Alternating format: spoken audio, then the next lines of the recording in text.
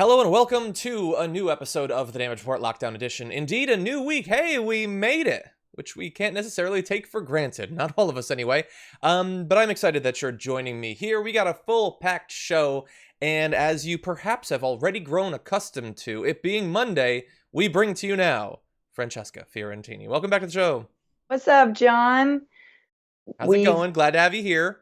It's good to be here once again in my home where Still there. I can't leave. Yes. Exactly.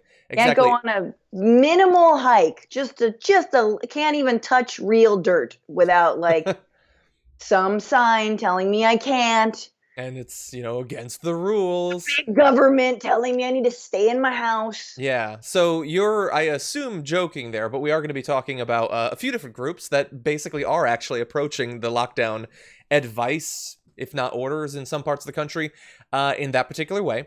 If you are watching this and you don't know, Francesca is the host of Newsbroke, which is back. Where can they see that? youtube.com/AJ Plus, which is where all of the new episodes are. And so this week we had an episode about how Trump and all of his advisors mostly just care about the economy and their stock markets and portfolios going up. So they want us back to work / they're trying to kill us. Yeah, it's very like Soylent Green. It's like, we need you to be ground into a paste if that's what it takes for us to do well economically again. Yes, absolutely. We're not going to eat you yet, but just no, saying. We just want you there. I mean, listen, once again, with Elysium, which absolutely is being built right now, they're going to need a lot of fuel. Yeah. Underrated movie. Or properly rated. I don't know. I only watched it once, but it was good for that one time. I don't know if you saw it. Anyway, okay. No, absolutely. Yeah. The one time. One time was enough. I like Matt Damon, but not enough to watch it twice. Now, through the course of this show, what are we going to be talking about? Well, a military report put together earlier this year, laying out a course, potentially, for coronavirus that, it looks like it's following. The Surgeon General has a warning for the country. Donald Trump's got some snake oil, if you're thirsty. And let's see, how are some churches responding to lockdown orders? And Hillary Clinton, what does she think about people trying to force candidates out of primaries before they're ready to go? You might be surprised. So anyway, that'll be a little bit of fun. We're going to close out the show with that. If you are already in the chat, as indeed about 1,000 of you are, please hit the like button, subscribe to the notifications if you haven't already, and just basically let people know that we're doing this. We can get more of a conversation going. And don't worry, when the bots start flooding in, I am going to be playing a little bit of defense. So hopefully we'll be able to keep control of them this week. But we're going to try. Okay, with that, why don't we jump into the news? The White House took forever to at least pretend to take coronavirus seriously, but that does not mean that everyone in the government, everyone who was in a position to safeguard us, wasn't taking it seriously. In fact, the U.S. Army was. Back in early February, they assessed that the coronavirus could kill as many as 150,000 Americans. This is a document that was put together on February 3rd, like 5 or 6 weeks before Trump was talking seriously about coronavirus. They had a, quote, black swan assessment that's effectively like a worst-case scenario, that 80 million Americans could be infected, 15 to 25 million could require care, 300,000 to 500,000 could require hospitalization, and 80,000 to 150,000 could die. And so I think it's important to remind you that that was put together on February 3rd as a worst case scenario. And what Trump has labeled as evidence that they would have done a great job has potentially more deaths than what they thought the worst case scenario would be on February 3rd. Yeah, I mean, I'm not convinced that Trump doesn't know that less is more in this case. Like, I'm not convinced he knows that fewer deaths is good. But I mean, to me, when the U.S. Army is giving these precautions and these warnings, early February is absolutely unconscionable that we didn't take action before this. This should be the question and the only question that Trump receives in every single press conference, over and over and over again. Is it true you were told February 3rd that coronavirus could kill as many as 150,000 Americans? Yes or no? Next question. Same thing. That's it. I just want accountability on one thing. Exactly. And it looks like, I mean, I think his numbers are down overall in terms of people's evaluation of how he's doing, which makes sense. 1,000+ people are dying literally every single day. We'll give you updated numbers on that. Actually, I had written down in the production document that 339,596 cases had already been logged. But that's from an hour ago. So it's like 15,000 cases, more than that already. So bear that in mind. But yeah, they put that together on February 3rd. In late February, Trump was still tweeting things like, the coronavirus is very much under control in the USA. A few days later, he said the number of cases was going down and would be close to zero in a few days. And the weird thing is, he spent the first few weeks of talking about coronavirus saying, I shut down travel, it was very strong, and we're getting a lot of credit for saving lives by doing that. Which, as the days have gone by, has always seemed like a really weird thing to say as the case count continues to skyrocket. But just yesterday, his son wrote that thank God they took early aggressive action. There's more than 1/3 of a million people that have it. How could you still be patting yourself on the back when clearly the efforts that you took did not succeed? Or if in your view they did succeed, then what's the alternative case? You think that there would be 50 million people already that would be infected? What weird perspective to have to think that the limited stuff that Trump did as he continued to play down the disease was successful in literally any way? No, absolutely. I mean, and this is the point. There is no number that Trump will not claim victory around. Literally 2, 3, 4 million people could die, and he'll be like, "Listen, at least it wasn't like 5 Hiroshimas." Like, you know what I mean? He doesn't.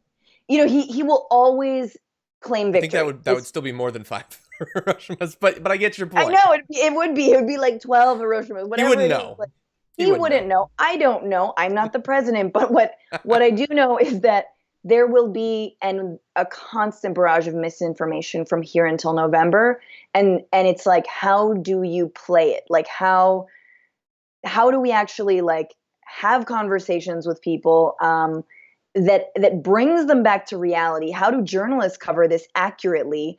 I've been constantly wondering, like, where's Tom Steyer's money right now? Where's Bloomberg's money right now? Can we get Hmm. at least a few ads on television that are just like, this is a lie? I know there have been some, right? But I want to see constantly, like, we need to change the discussion. This is actually life or death. Yeah, exactly. Yeah, he was going to spend all that money, remember? And then he just decided he liked having the money more than spending the money. I think that's what it was. Now, really fast, we have been pointing out for a while now what Trump said to deceive the public and to waste time on coronavirus. But I want to be very clear that obviously what he was doing was at least as important. I think that what the president says is important because I think a lot of people follow his lead, including governors who still haven't put lockdown orders into effect. But I also want you to know what the government was doing and was not doing when, again, the Army was warning about this black swan assessment back on February 3rd. So let's see. On Sunday, the AP reported that the government largely failed to place bulk orders of N95 respirator masks, ventilators, and other medical equipment vital to those treating coronavirus patients until mid-March, according to federal purchasing contracts. The Washington Post reported that the Trump administration received its first briefing about the outbreak in China on January 3rd. So, they waited 10 weeks, at least, probably slightly more than that, 10 to 11 weeks to place bulk orders. And the thing is, like I just criticized their travel ban, and they keep saying that worked, even though, thousands and thousands of people have died. The idea that you were going to completely stop it from getting in the United States, considering how contagious it is, was never going to work. What you needed to do was prepare for it to get here. And that they did not do. They literally wasted months. I've been saying that colloquially, but no, they have literally wasted months before Yeah. doing what they needed to do, which was accept that it's going to get here, accept that it's going to spread, but make sure that we have the resources and equipment necessary to weather the storm once it hits. I mean, I can't even, like, that goes into the, like, cannot compute because it makes me so angry column, of which there's a lot of information, like the fact that people are bidding on respirators and bidding on masks, Yeah. and that we are sending masks abroad, like, to the highest bidder and outbidding other countries. The whole thing is just, I mean, it is the free market gone haywire. And I think, in terms of, I mean, I don't know. I just think like Trump in February, how many times did he go golfing? Where was he? Hmm. Right? Like, if this is actually a war, where were you? And the US military and the US Army, like, as much as I don't believe in militarism around the world, and as much as I think we need to redirect so much money from our military into actual public services, they issue these warnings all the time. And another warning that they have issued for years now is about climate change. Yes, I was hoping They that's what you're gonna say. Yes, and it's like suddenly, we're supposed to love the military, honor them, honor veterans, and if you don't, you are an anti-American, whatever. You're horrible. And yet, when it comes to the warnings that they are issuing, when it comes to their expertise, when it comes to them saying, hey, listen, it's not like, terrorism, it is climate change, it is pandemics like this that we are unprepared for, suddenly we can disrespect them all we want. Yeah. Yeah.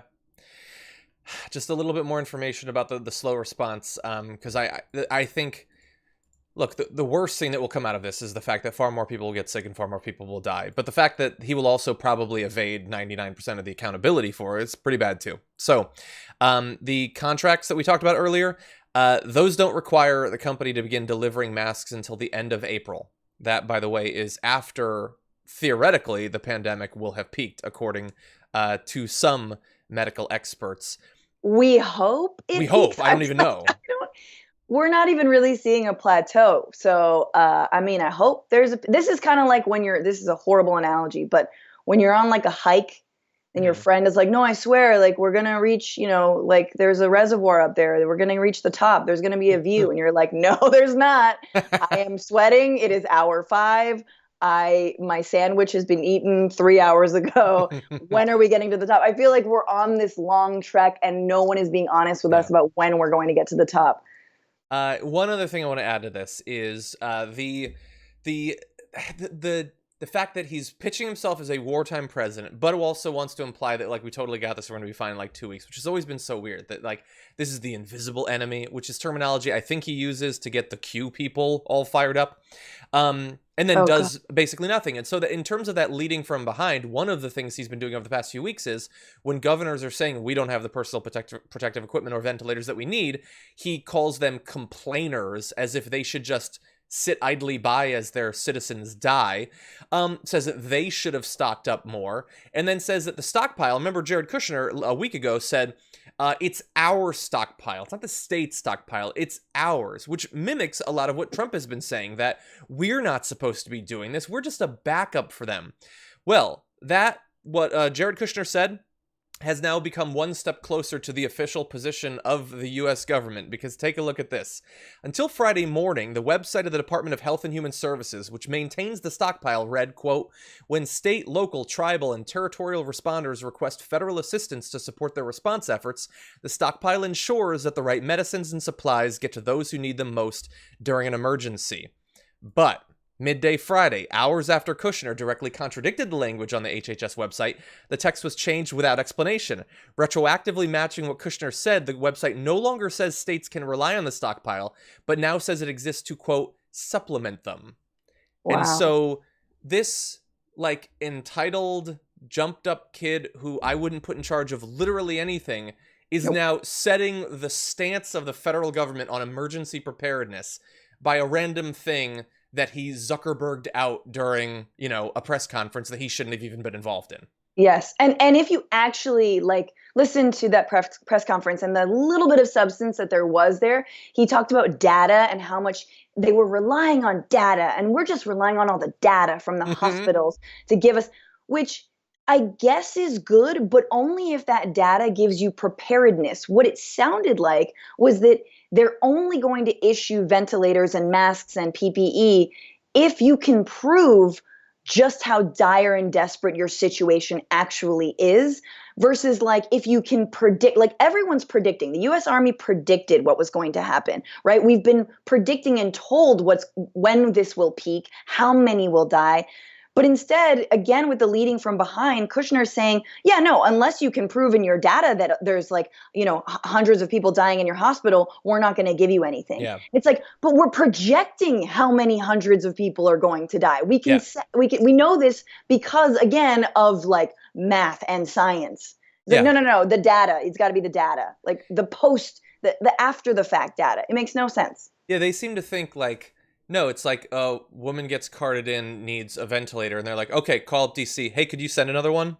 No, that's not how it works. Right, exactly. And if you're a wartime president, the soldiers don't like go on patrol, spot a terrorist, and then call up, hey, could you send me a gun? I could probably use one right about now. Within the next 15 minutes or so, maybe you could prime it. I could use a gun at some point. That's not how it works.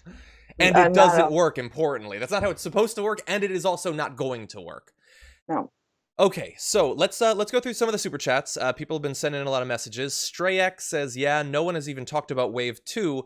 Given we do not have a vaccine, we're likely to have a second wave of infection like in the Spanish flu. Yeah, yes. I mean, we're hoping that the curve has been flattened for the near future, but that is not going to be the end of it.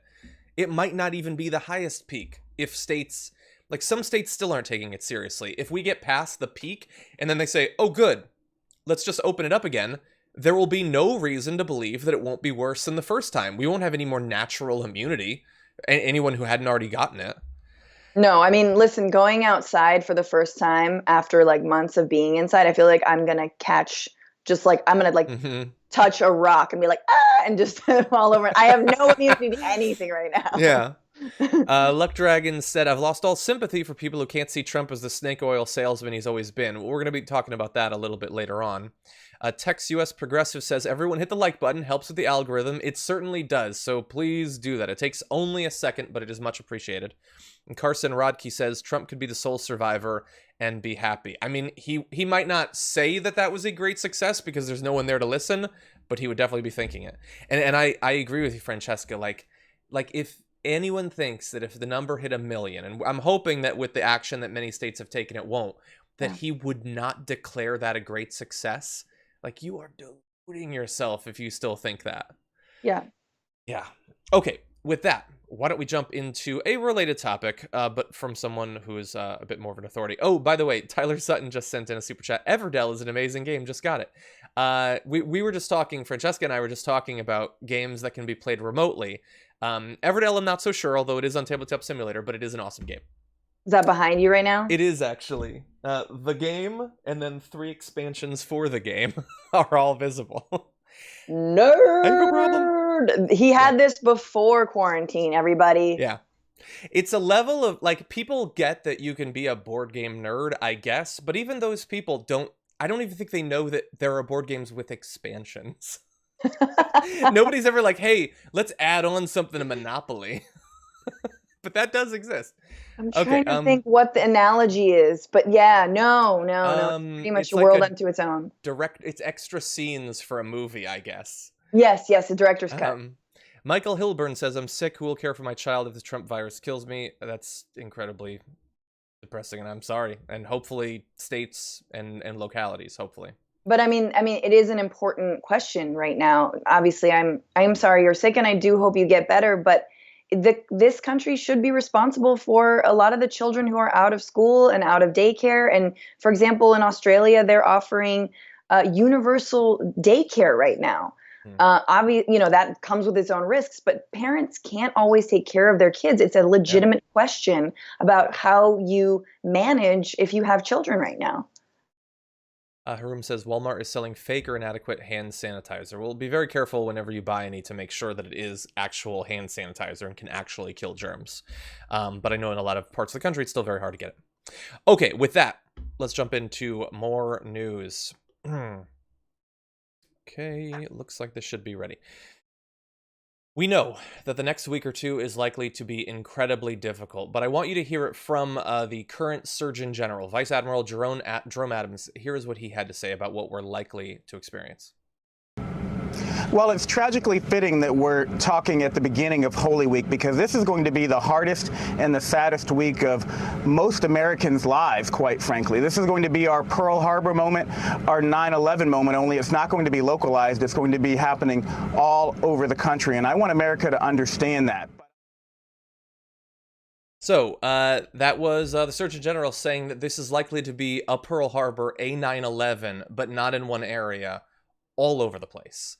That's, about as lofty language as you can use for this in terms of trying to get people ready for it. Yeah, it's grim. I mean, I will say though that like 2,400 Americans died in Pearl Harbor. We're reaching 1,000 a day for this virus.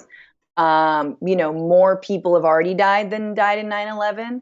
And then I'll just caution against using some of this wartime language, which we know after Pearl Harbor, Japanese Americans were interned. Yep.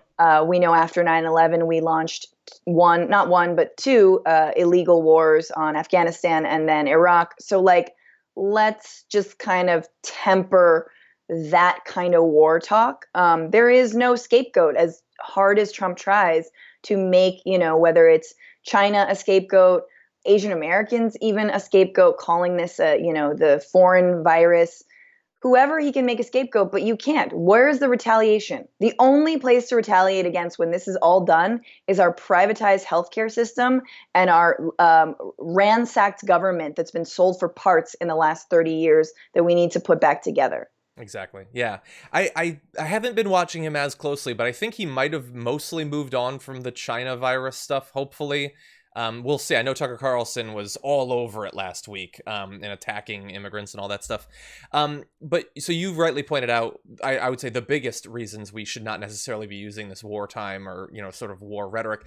I think another great one is that it is a scapegoat in another way too, which is if you get people to start thinking of coronavirus as a Pearl Harbor, the thing about Pearl Harbor was that it was a surprise. And this was not a surprise. This would be Pearl Harbor if Japan had started bombing itself for months, called us up and said, oh, by the way, these bombs aren't stopping at our shores. And then other countries in the region started getting bombed. And then weeks and weeks later, we were bombed. And we were just surprised that it happened. Then it would be like Pearl Harbor. No, we had all the warning we could have possibly hoped for. But here's the thing. When you have the Surgeon General saying, at least, we may not like the language, but he's saying this is going to be really bad, that is almost immediately undercut by Donald Trump. Obviously, we know anyone can spread the disease, right, unwittingly. Right. So why even not have a few businesses open? Why not just shut everything down? There are grocery stores that are open, fast food places. Why even take a little chance? Just shut it all down temporarily. We'll answer that question later. All I can say is that right now, things are looking really good, and opening up with a bang will be a great thing, and there's nobody going to be happier than me. Okay, so, the Surgeon General's like, this is going to be 9/11 for the whole country, and he says, things are looking really good. We're going to open up with a bang. Ooh. Things are looking really good. He keeps saying... every day, as the numbers get higher, he'll literally be standing next to a chart that shows our trajectory going up, worse than other countries, and he'll continually talk about how fine everything is. On the day that more than 10,000 people had died, we crossed the 10,000 point, he started tweeting about how it was great that coronavirus was hurting the ad revenue of the New York Times. How is he able to weather... not just lying to people about the disease, but then, this is Nero-esque. This is, he doesn't know how to play the fiddle. That would require practice and patience, but he is doing the equivalent of fiddling by talking about nonsense constantly, gleefully delighting over the fact that some of his enemies are being hurt by this, mocking when Mitt Romney gets infected. If you think, if Jim Acosta or Yamiche got infected, if you don't think he would make some sort of, mocking, snide comment during an official presidential address, you're crazy. And it doesn't seem to be hurting him. No, it's almost like electing a sociopathic celebrity narcissist was a bad idea. Here's what I will say, though, that Trump is speaking in stock market, Wall Street terms, because he is trying to give a sunny outlook and a sunny projection, which is what he and all of his advisors, Larry Kudlow, right, who's his chief economic advisor, Steve Mnuchin, they're all trying to say that the $2 trillion, which disproportionately does go to businesses and large corporations, will create a bounce back in the market. And that is essentially, it is a microcosm of what happens on a daily basis on Wall Street, which is all about like overinflating and enthusiasm based on a lie, enthusiasm based on nothing, money that doesn't exist, and then just getting people to all jump and dogpile onto that lie to then make a few people even richer. Yeah. So we're seeing that play out, but in the midst of a pandemic, that's why he is talking that way, because he wants to make sure the stock portfolios are okay, and he doesn't care with the human lives that are lost because of it. And their next step in that mission is they're apparently talking, I think it was the Washington Post reported, they're considering next steps, and one will be a cut to the capital gains tax rate. That's what they're thinking about doing. You know, we were talking like about canceling rent and how like lots of people are going to lose their homes and be out in the street where they'll be ravaged by coronavirus. And they're like, I think day traders are being taxed at too high of a rate. I think that's the problem that we need to fix. By the way, we have shot past 350,000 cases domestically. More than 15,000 reported so far today, and it's 10:28 where I am. So just bear that in mind. But I'm curious, for people in the chat right now, Francesca and I, we talked about our concerns about using the wartime language. What do you think about that? Is it necessary to get through to people the severity of what this is going to happen in terminology that they're used to? Or is it a dodge? And is it going to lead to the wrong sort of response? I'm curious what you all think about that. And before we move on, a couple comments I wanted to get to. Moose Palace, in response to Francesca and I talking about board games, says, John, do you play Cthulhu Wars? I did once. It was cool. And Lil Yumper says, in all reality, both parties have handled this badly. Trump with not taking it seriously, and the Dems, particularly Tom Perez, telling people to continue to vote in primaries, potentially endangering lives. Yes. And we've talked about that multiple times. I can't believe that the voting is going forward in Wisconsin. Tomorrow. That is madness. Yeah. It's madness. We're going to be doing election coverage from our homes because it's a pandemic. Madness. Oh, look, one more vote has come in. Exactly. Woo! Netikins, thank you for that emoji. And let's see. T-Ness says, Bill Maher has become a smug libertarian. I haven't watched in a bit. I can't take it right now. It would be too much. God only knows what he's saying about all this. And with that, why don't we move on to the next topic? Get this ready to go. Okay. There we go. Donald Trump over the weekend resumed his boosting of a drug, hydroxychloroquine, a drug that he doesn't understand. He has no knowledge about, but he believes that if he talks about it enough, it can make you either feel better or believe that this isn't so bad. Take some of the pressure off of him for his completely inadequate response in the first months of this pandemic. It's gotten so bad, though, that after like going on the stage and talking about this drug, when the doctors are asked about it, here's how he responds. So this is a reporter asking Dr. Fauci at a weekend press conference what he thinks about Trump boosting this drug. Also weigh in on this issue of hydroxychloroquine. What do you think about this, and what is the medical evidence? That question? Yeah. Well, Maybe 15. The doctor. 15 times. You don't have to ask. He's your medical expert, correct? He's answered that question 15 times. Dr. Fauci, why are you not wearing a face mask? Okay, so that is Trump jumping in to stop Dr. Fauci from talking about this drug that he's been promoting without knowing anything about it, not seeming to understand the incredibly harsh side effects it can have. So that's the amount of faith he has in this drug that he's touting as a potential wonder cure for coronavirus, is that he won't even let Dr. Fauci talk about it. But this is the thing, like, does he have shares in this?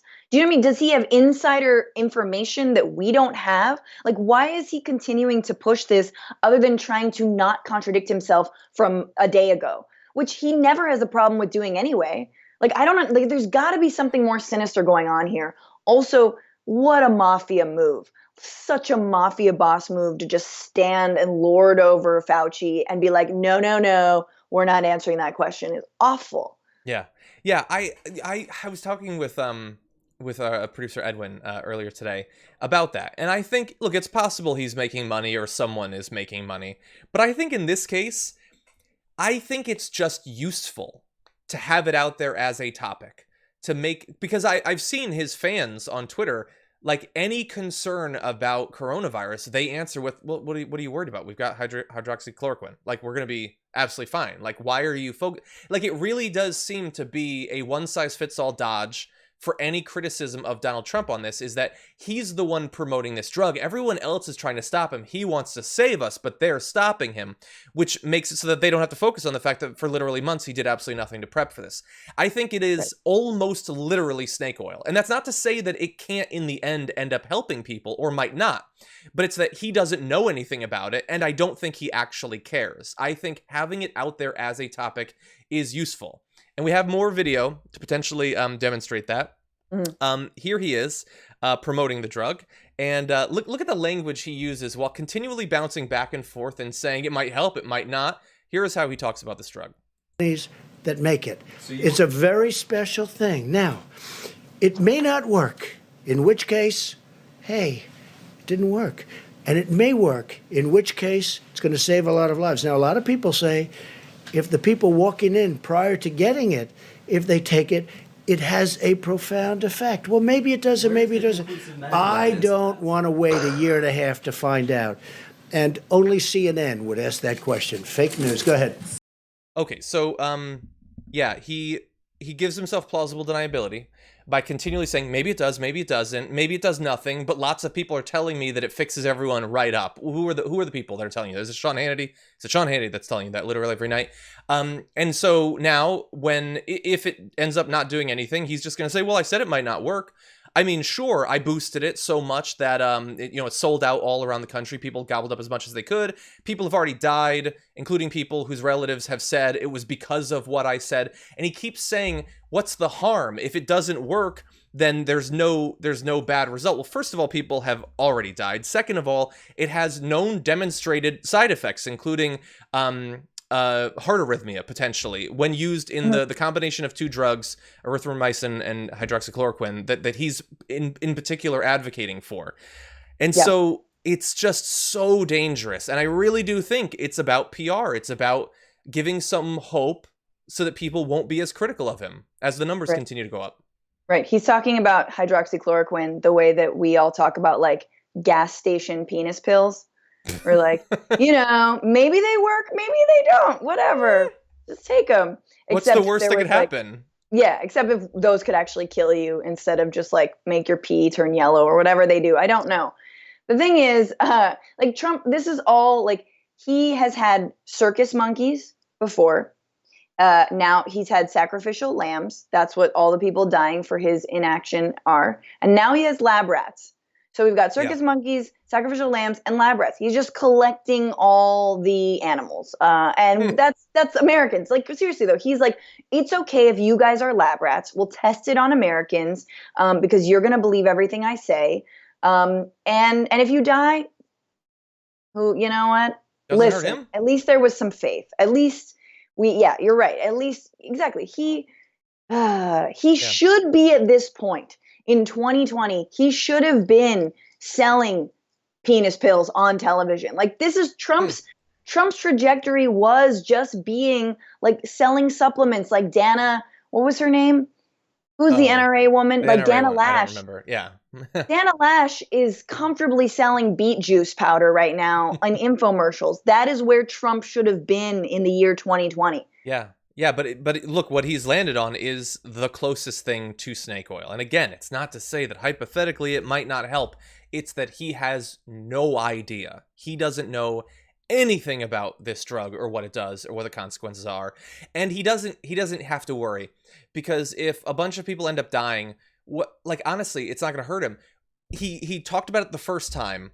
Within a day, a person was dead. Their wife said he took it because of Trump. Has Fox News acknowledged that? Has a single Trump fan said, well, that was really irresponsible? It hasn't been acknowledged at all. It was the closest, tightest connection imaginable. Like, if more people turn up having died, Tucker Carlson's not going to be critical of Trump as a result of it. Right. Anyway, I want to play one last video just because it's ridiculous. So here he is acknowledging that he's not a doctor while promoting medication and stopping doctors from talking about it. I've seen things that I sort of like. So what do I know? I'm not a doctor. I'm not a doctor, but I have common sense. No, he does not have common sense. He is not a doctor, but he's seen things that he likes. And what he likes is that his approval rating is doing okay, and he wants to continue that. And so he has created a show to distract his fans. He's created snake oil to give them hope. Honestly, just go back to like the 1920s and then look up that playbook. And I don't know what else. I don't know what's next, but there's going to be something. Yeah. I mean, it's essentially what got him elected, right? That I will be the vaccine for this system. I'll be the magic pill that will get rid of all the corruption in Washington. Just vote for me. I'm an outsider.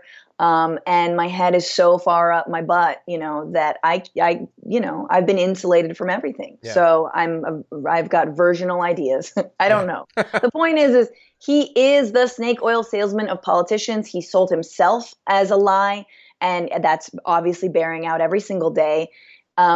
And so, of course, he's going to, instead of say, no, we need preparedness, we need the Defense Production Act, I'm taking this very seriously. He's like, no, we need a silver bullet, a magic bullet, and that's it. Yeah. By the way, I saw Dan Woods wrote a comment saying, loved you on Michael Moore's podcast, Franny. That's awesome. Thank you. By the way, I want to test the chat. So we have two potential explanations for the focus, the constant daily focus on hydroxychloroquine. Here's what I want you to do. I want you to type in a message that's just one, the number one, if you believe it's financial incentive. Two, if you believe it's just covering his ass. So it'll make it very easy for me to read. So one, if it's financial, and just two, if it's just covering his ass, creating a distraction, that sort of thing. And I'll give you a second to do that while we go through a few of these super chats. People are being very generous with their super chats. Derluc says, I work in Quebec's NHS administration. It's pretty much wartime in here. Text US Progressive says, Bernie is going to endorse Biden, and many TYT people may choose to support him. Totally get that, but there's no way I can ever vote for a man who promotes in-person voting in Wisconsin tomorrow, an alleged rapist. I understand that's going to make it hard for a lot of people. But if he ends up being the nominee, then yes, I believe that Bernie will end up endorsing him. That's what he's been saying for a very long time, and I believe that he is honest. I am seeing a mix of ones and twos, including a lot of 1-2s. Which was not an option. But honestly, I think I see threes. I think there are more ones. No, there's a lot of twos. I don't know. People seem really... People are probably also spamming it, by the way. That's a flaw in the system. Why not both? Yeah, I don't know. It's a mix. It's always a mix with him. Opportunism and, the carnival barker. Let's see. Per says the doc is needed. Trump is not. Stay well, friend. William says, I heard that Trump got a donation from someone who owns stock in the company that makes it. I can't attest to that, but I don't find it particularly surprising. Mech says, John, when the virus is passed, you should host a game night for TYT cast on air as a pay-per-view. Largest donation gets to pick the game. That would be fun. French Fry, thank you for your super chat. Gina says, I think wartime language is okay. Also, they should do mail-in ballots nationwide for the rest of the states and then nationwide mail-in ballots for November. I agree with that. We should, and honestly... do it anyway, even if we didn't have a pandemic. Let people vote from home if they want to vote from home. Sure. But that obviously also requires, a lot of money. And apparently there is a fraction of that available in the $2 trillion bailout budget. And I think Democrats are fighting for more. But, most states are not operational for a mail-in ballot, surprisingly, right? And to ramp up, you actually need to invest in that. Yeah. I don't know if that's going to be done by November. Yeah, when we were going through the different things that there was money for in the bill, it was insane. It was like X gets $100 billion, this gets $500 billion, election assistance $200 million. They originally were going to give it $100 million. Like you can't give it $1 billion. Like we would even notice at this point. It's because it's not that they can't afford it. It's that they just don't want it to happen. Franklin says, by the way, DuPont is in safety to do penance for killing employees of Phosgene at a Phosgene plant years back. Fran, caught your show. You rock. I'm not familiar with that story, but I will look into it. Thank you. And Dame Withheld says, I get that people are trying to be optimistic, but the numbers are going up each day. It's kind of hard not to focus on there's still no cure. But we knew. And that's why when Trump, back at the beginning was like, we're going to have we're going to have a vaccine very soon. I was saying, no, that's not what they're saying. They're saying it could take a year. It could take 18 months. Miss Kaylee says, Franifio with a couple of hearts. Hey. Andrea's kids' daycare is going to be closing because their donors are worried about the stock market. That's terrifying, although at least in the short term probably shouldn't be congregating. Gamer's Paradise, thank you. And Name Withheld says he drained the swamp and put in toxic sludge. Yeah, it's mildly worse. Anyway, so look, let's go to something related to this. Not that. Trump has been boosting this drug that, again, he does not understand and doesn't actually care about, and medical professionals are now fighting back. Here is the president of the second largest nurses union in the country talking about Trump's medical strategy. Well, first of all, it's embarrassing that we have a president that's acting like a snake oil salesman trying to peddle his cure that is not proven. You need to get supplies to the proper people. You need to get the N95s. You need to get the ventilators to New York City. This is crazy. If the stuff is there, why aren't we seeing it? Why are you putting more stress on everyone involved by not making sure they have what they need? It's unforgivable. Yeah, I agree. Unforgivable to be putting on this sideshow when the nurses and doctors that people rightfully are holding up as heroes right now, they're telling you exactly what they need. It's not complicated. It's not hard to understand. They need masks. They need gowns. They need ventilators. They need protection and pay for the crazy amount of work that they're doing. All of this has been laid out from the very beginning. They keep reiterating it literally every single day. And instead, he comes up there and he talks to the MyPillow guy, and then he talks about this drug, and then he talks about a company to boost its stock price. And that is not helping the nurses. And so I'm glad that they're striking back against him and labeling him a snake oil salesman. Yeah, I mean, shout out to all of the nurses, and I think they are the ones who are on the front lines, if we're going to use wartime analogy. And I hope we come out of this with far more respect and money for nurses and for the public healthcare system, any kind of public healthcare system. But I just want to say that I think that a lot of what Trump is doing is ideological, right? His entire government and the Steve Bannon-esque worldview is that government should be essentially shut down. It should be invaded, like Invasion of the Body Snatchers, by pro-business interests, and again, sold for parts. And you've seen in every single person who heads up, any government entity, right? It's like Betsy DeVos in front of, as the head of the Department of Education. All these people don't actually believe in government. And so when you need government, like a global pandemic, a nationwide outbreak, right? They are nowhere to be found. And that is purely ideological. And so I would not be surprised if you asked Jared Kushner or Donald Trump or Steve Mnuchin or Larry Kudlow if they see a problem with companies selling masks and PPE abroad to the highest bidder. Their answer would probably be no, because that's the market value, because they only believe in the market. They don't actually believe in the function of government, which is to protect its people. Exactly. Yeah. Or selling it domestically for 10, 20, Right. 100 times. I mean, why not? They were fine with insulin, being jacked up. Well, I guess they can. There's a lot of demand. Why not let them? And the thing is, there are the people who are still, I guess, consistent, like Trump, that, and other Republicans, that they didn't care about these sorts of abuses before and they don't care now. There are some people that sort of frustratingly are realizing that people need help now in terms of testing and treatment, but don't believe that that should go beyond the bounds of this pandemic.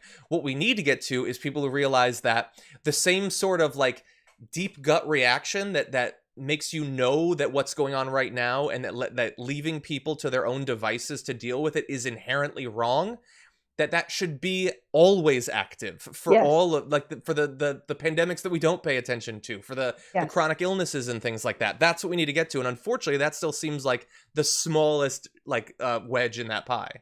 Yeah. And I think one thing I'm concerned about is, and this is the case that progressives and people on the left and, Democrats are going to have to make, is that when this is over, obviously we're going to be feeling the economic recession and potential depression for many, many, many years. And that can't be an opportunity to accept austerity and accept less by saying, well, the government's broke. We don't have anything. Look at we spent all this money trying to get ventilators, even though we did it so late, right? Like, we're going to be asked to tighten our belts even more, even when people are out of work, even when, we don't know where the next paycheck is coming from, even though we don't know how to afford groceries. So that is something that we can't lose sight of when all of this hopefully is over. Yeah, it's going to be used to justify the sorts of things that they would have done otherwise and have wanted to do for a long time, like austerity in all areas, unfortunately. And for those of you who are watching the show, I am curious. I mean, Donald Trump, like from the very beginning, for years and years and years and years and years, has effectively been a combination of a con man and a cult leader more recently. Like the fact that he's taken up like the image of the snake oil salesman, the guy touting like a tonic to cure what ails you.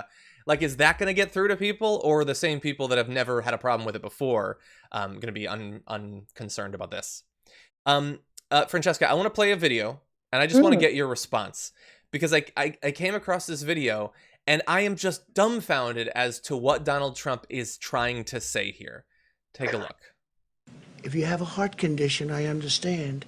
Probably you stay away from the Z-Pack. But that's an antibiotic. It can clean out the lungs. The lungs are a point of attack for this horrible virus.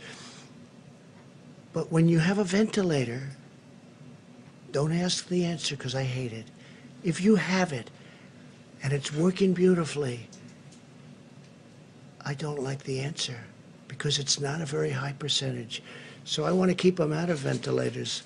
I want to keep them, if this drug works, it will be not a game changer, because that's not a nice enough term. It will be wonderful. It'll be so beautiful. It'll be a gift from heaven if it works. Because when people go into those ventilators, you know the answers, I know the answers, and I'm glad you don't write about it. So he says there at some point in his weird bedroom talk that, like, don't ask the answers because I don't like it. You know the answers. We rightfully criticize Joe Biden when he goes off the rails in these interviews, but Donald Trump is not only, like, the whole tone was this weird, creepy, like, weird, bizarre tone, but he seemed to forget what he was talking about at multiple points there and started talking about asking answers and you know the answers and you won't write about it. And I honestly, I have no idea what that was. I think that happens a lot. I think that there's a lot of implicit, Trump just sort of leaves a lot on the table that, like, journalists are like, well, I don't know. What are we talking about? Like, half the time it should be like, what are we talking about, sir? Right? Because he just implies a lot. I feel like he was talking about death. Like, that people, I couldn't hear it as well, but I don't know. Yeah. There's something seriously wrong with him, and it has never been okay, but now the decisions he makes and the decisions he refuses to make, the actions he refuses to take, are deadly in a far more demonstrable fashion than they generally are. He has been responsible for life and death in many cases. We tragically gave him that power as a country, but now we can look, and I can update these coronavirus numbers right now, and we're past 10,000 deaths now. 750 have been reported. It's not even 11 o'clock on the West Coast. Yeah. And, like, imagine, like, if a country were to try to commit suicide, would it look that different from this, to give one of the dumbest, most dishonest people that our country has ever seen the power to just drag his heels and stop the government from helping people? Like, it's just maddening. That's the thing that has bothered me the most during this lockdown, is to continue to watch how little he has actually evolved on this. And last week, the media was talking about his new tone, and he's more serious. Like the videos we've shown you today, does he seem like he sees this differently, that he's taking it more seriously, that he's grown up, that he's evolved, that he's an adult? Not to me. No. And you're right. He is a cult leader. He's a snake oil salesman. And back to the ideological drive behind all of this and believing that the government should be hollowed out and make way for business. This is the problem with having a businessman, a failed businessman, mind you. But this is the problem with having a businessman, whether it's Trump or even Bloomberg, having them be in power. Why? Because they're not concerned about people, they're concerned about profits. And that is not a good model for a government, whether in a pandemic or out of one, because we've been in a slow rolling death spiral for a long time when it comes to, government services and people being able to make ends meet. So let this be a lesson. And for everyone who's got a Trump voter in their family, please reach out to them, obviously check in how they're doing, make sure they're self-quarantining, but also like, hey, how's that whole businessman being in power working out for you, know? Yeah, how about like, okay, we tried running the government like a business. Right. Let's try running it like a Norway. Let's run it like a Denmark. How about that? It's not a business, but the people are happy, and that probably means something. Yes. Okay, really fast before we move on, because there's a couple more topics I want to get to, including that awesome Hillary Clinton video that you're definitely going to want to see. Liza says, I'm in Wisconsin and we are devastated. It's depraved. They're a death cult, referencing the continuing with the election. Ada, thank you for the lemon emoji. Nomadic says, I'm a truck driver out of Florida. Load me up with supplies. I'll take it to the hot spots. I'm ready to roll. There are a lot of people that want to help, and we appreciate you being one of them. Yeah. Dan Wood says, I'm a troll. Ignore me next time. Thanks for being the voice of reason always, John. Well, but you're calling me the voice of reason, but you also acknowledge you're a troll. So are you being honest, or are you deceiving me? And Chris says, worried that it might help the symptoms, but not cure, so can still spread. I think talking about hydroxychloroquine. Yeah, I think at that point, if you're being administered that, hypothetically, you would know to self-quarantine. But who knows? Who knows what you'll have come to believe because of Donald Trump. Okay, with that, let's move to something weird. Okay. Which I am now seeing that I might not have. Okay, so we're going to take 1 second, and I'm going to see if I have this now. Please be the Jesus one. It is, actually. That's why I want to make sure. Okay, we do have it. Okay, so this is going to be... The problem with doing the show live is you're going to hear some audio, and it's going to seem a little bit weird, but it's unfortunately going to be necessary. Okay, so I'm going to drag that in and immediately do that. Everyone pause for 1 second. It's a tutorial, really. I love it. Is this any rougher than John Oliver, Seth Meyers, any of those lately? You've got a better backdrop than all of them. So. Do I? Yes. Thank you. I appreciate that. Okay. Okay, with that, I think that we're good to go. See, that wasn't that bad. Okay. From the beginning, as coronavirus began to spread around the country, unfortunately, some groups did not take it quite seriously enough, and it seems like there are still some significant holdouts in certain religious communities. Here is some video from CNN of them interviewing a woman who had just come from a church service. Driving out of this Ohio parking lot is a woman who just attended a church service with dozens of other people, including children. Can I ask you about your decision to go to church, to be inside that building? I wouldn't be anywhere else. Aren't you concerned you could infect other people if you get sick inside? No. People who don't go to this No. church? I'm covered in Jesus' blood. I'm covered in Jesus' But what blood. about other people who don't go to this church who you might encounter? All of these people go to this church. No, but you're going to be in places where other people I go to the grocery store every day. I'm in Walmart, What? Home Depot, all of those But you people. could get them sick from what happens in They the could church. get me sick, but they're not because I'm covered in his blood. Thank you very much. Okay. So look, I don't want to attack any individual person. I'm not here to attack the woman. But that was madness. I am. Okay, then we go to Francesca.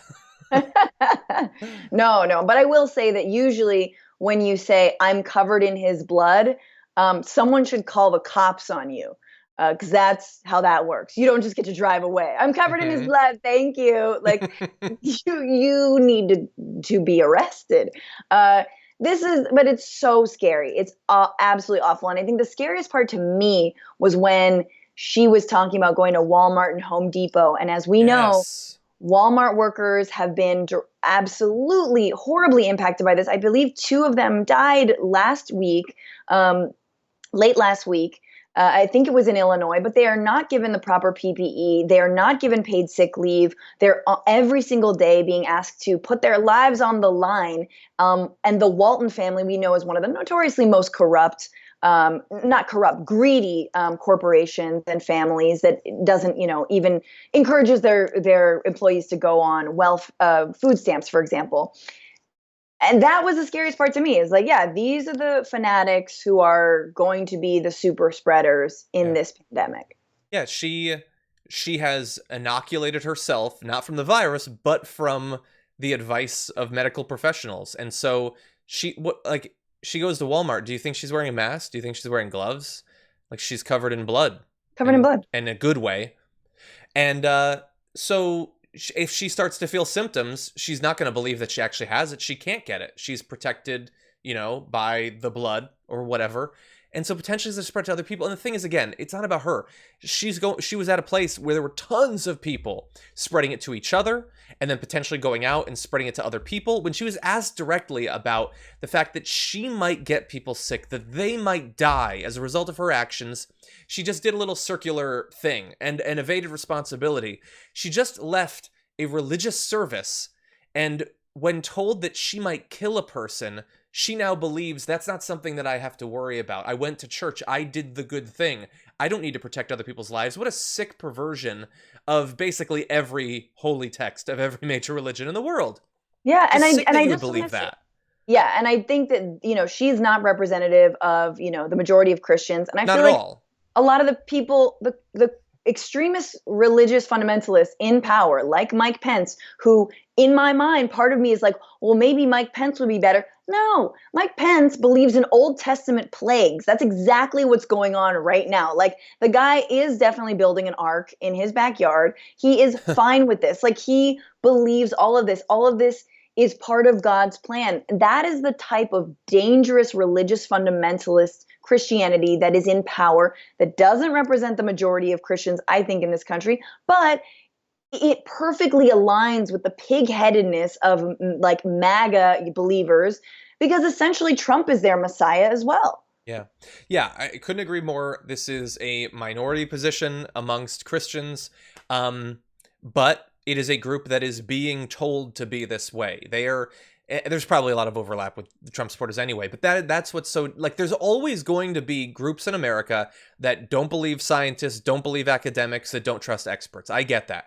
But when you have groups that are being told every day not to do that, that their priest or whatever is telling them not to trust these people, that it's all fake news, when their media is telling them, when the cult leader that is their president is telling them, it's like, how can you expect them to get beyond this? They're regular people that are struggling with their lives, and everyone that they trust and love tells them that they're being lied to. And some of them will die as a result of that. That is such a tragedy. And it's really fast. It's not just that woman. So this one event that was held, this is by the Reverend Tony Spell of Life Tabernacle Church in Baton Rouge. About 1,200 people attended an event. Some bussed in, others driving more than 100 miles to attend. Spell has previously told CNN he believes the pandemic is politically motivated. He also said, "We don't get our rights to worship freely from the government. We get those from God. We'd rather obey God than man." So, and by the way, what this is referring to is the fact that many of these religious leaders are being told in some states not to hold these events, and they're just doing it anyway. In others, these religious events are being classified as essential, so they can go on as if they were grocery stores or pharmacies, packing hundreds or indeed thousands of people into a tiny area, ensuring transmission of the virus between them. My God, literally. I mean, this is the thing, though, is like, I think we all know where God is in this moment. Like, God is telling us to stay the F home. Like, God is the one infecting all kinds of people, no matter like who you are, where you're from, what you believe, what party, you vote for. Like, God is speaking very loud and clear. And I don't believe in God, but I definitely believe, I don't know what I believe in the universe. No, the point is that like a religious awakening live on the Damage Report. Exactly. And it is absolutely irresponsible. I mean, I think pastors and priests are often like leaders in their communities. So it's even scarier that, they're continuing to allow people to congregate.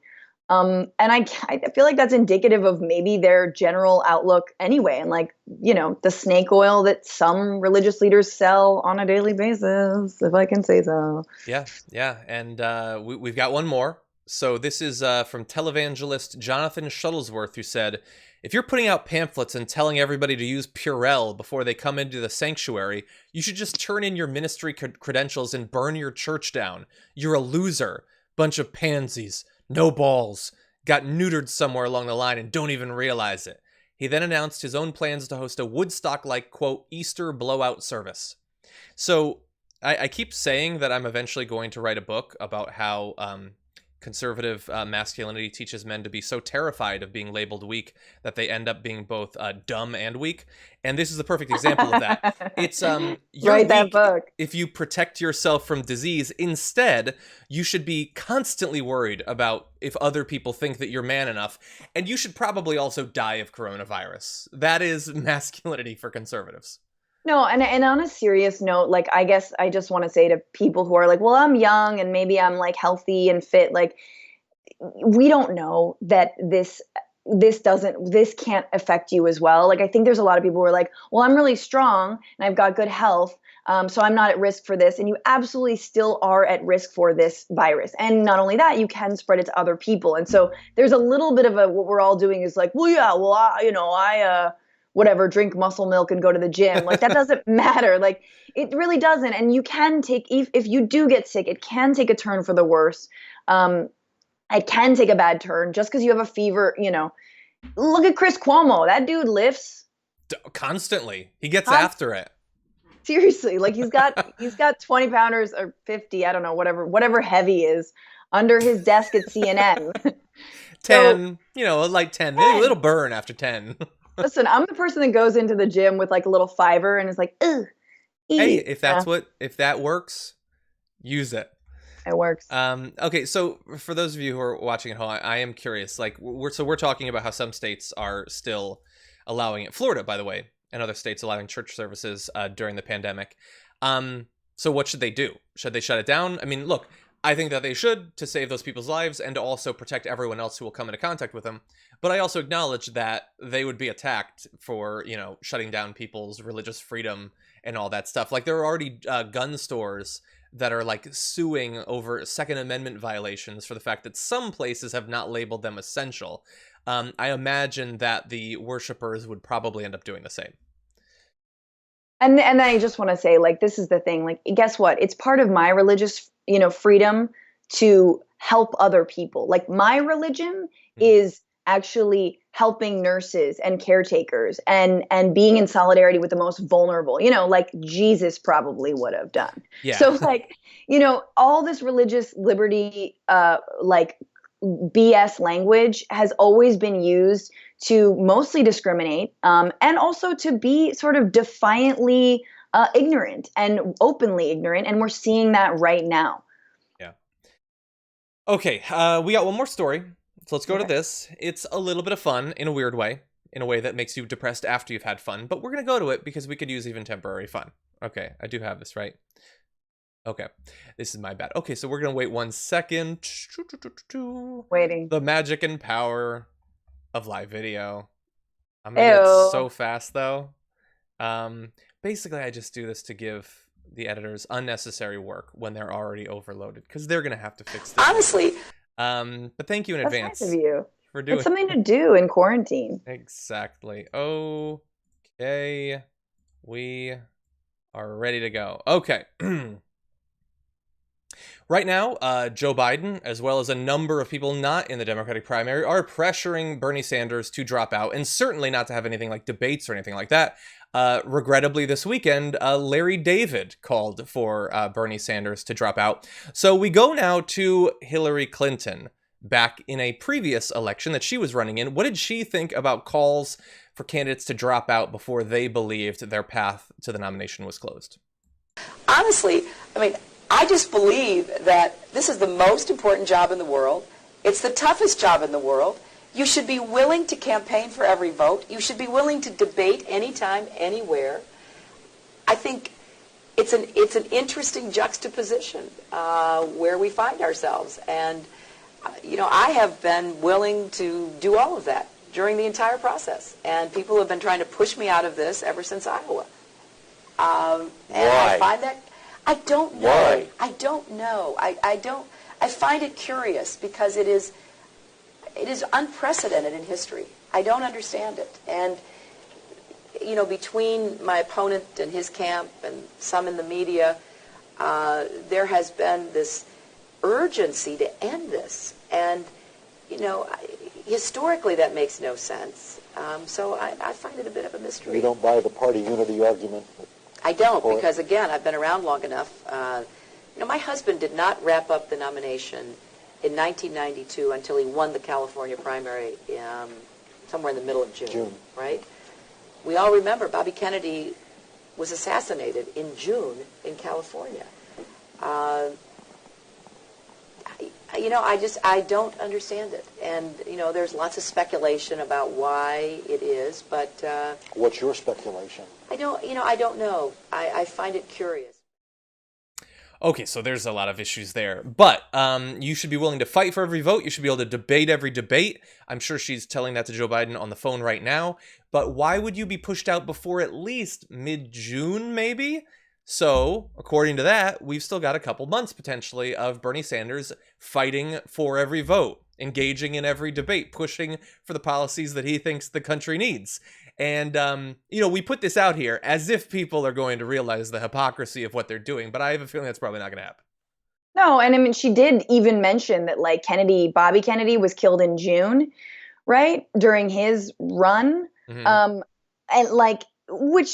These are morbid scenarios playing out. But again, I do think if we have two septuagenarians, people in their 70s, running in this race, we should keep them in for as long as possible, because there is a killer virus that is just glomming on to the elderly. So listen, stay in the race. And again, if Clinton were running right now, she would absolutely still be in the race. I have no doubt that she would be in the race. If she was trailing, she would stay in it. And I just want to say to those folks who think that this is not democracy, or that's, somehow that Bernie should drop out because we have to pull together and get behind Biden.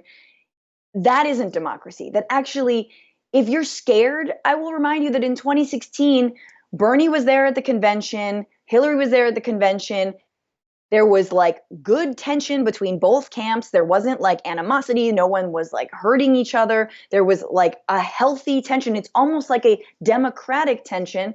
And that, I think, is important. We're going to need that if we actually are ever going to make any change in this country. You're going to need people pushing from the outside.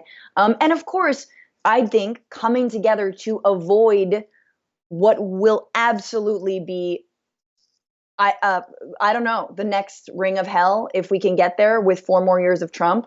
But until that point, I think it's important to actually maintain healthy dialogue and tension and debate.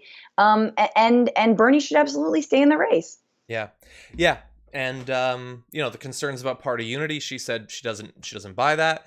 You never know what could happen, as you pointed out. Super morbid. And I remember at the time I didn't like her raising that, because it seemed like she was sort of implying, hey, Obama could get assassinated in the next 2 months, which seems like a really weird thing. Yeah, anything's possible. We live in America where, at least half the country harbors fantasies of potentially killing the opposition politicians. That doesn't mean we should necessarily be talking about it. But This is a pandemic, after all. So if she believed that then, she must think there's potentially health reasons that this thing might not be wrapped up.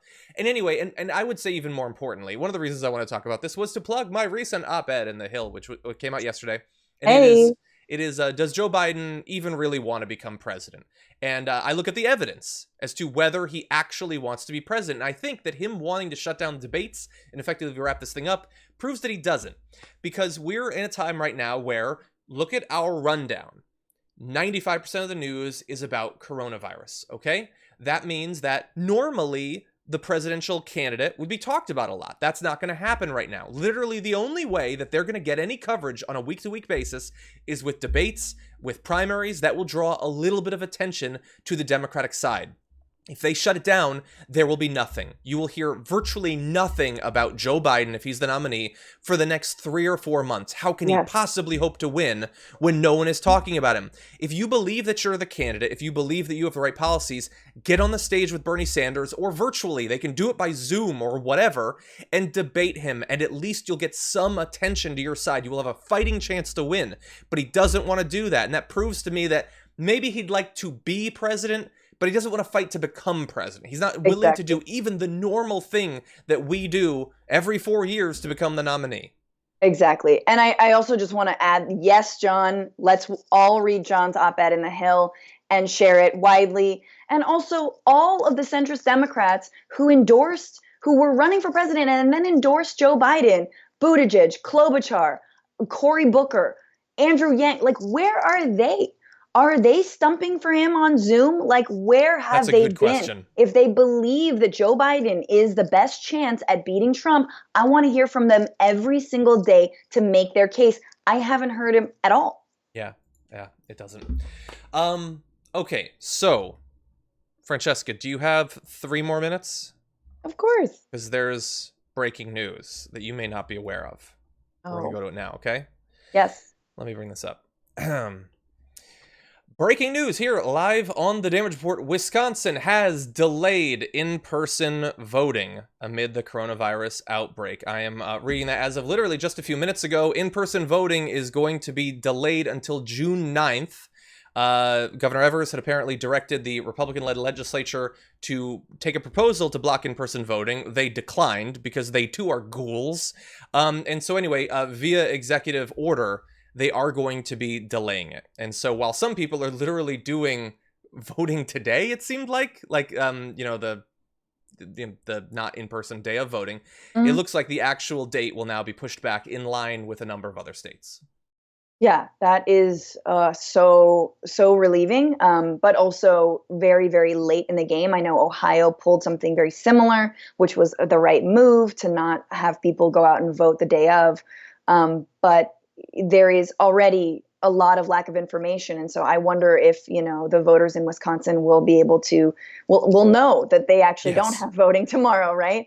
And not have to risk themselves unnecessarily. Do they still have mail-in voting, I hope, or are still accepting ballots? I guess we have to read further in the article because it's breaking news. But yeah, that's what we should be doing. Let's get the hottest day of summer. Everyone go to the polls. It should just be based on the weather that week. If it's going to be 90 and above, we're going to the polls. Coronavirus has a hard time staying alive in that amount of heat, and that is correct. Fauci told me. So it makes sense. I mean, they've postponed the DNC, right? The convention won't be until August. Yeah, and might be virtual, according to Joe Biden. And by the way, the reason I found out about that breaking news was because of Jules in the chat. And so everyone who is spreading news in the chat, thank you. That's how we keep up on what's going on while we're live. So Jules, this story goes out to you. Really fast, by the way. So they're doing the delay, which is great. I agree. Man, they waited till last moment. I'm reading they were thinking about telling people on Friday, but they decided, we'll give them a couple extra days before they know it's delayed. No, I'm kidding. But anyway, it wouldn't make any sense. The election would be over. But yeah, I worry. Will everyone find out about this? And by the way, quote, Republicans are expected to immediately challenge the governor's order in state court. So let's be very clear about that. The Republicans are challenging the governor's executive order to, I guess, get more people to vote in pandemic conditions in a Democratic primary. Yes. The Republicans are challenging to force Democrats to potentially get sick and die. Right. That's America, baby, right there.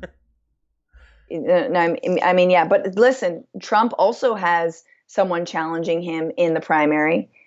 Mm-hmm. He's got that weird name that I can't remember right now, but I've been making fun of it for a very long time. And now it's I don't know what it is. It's something remember.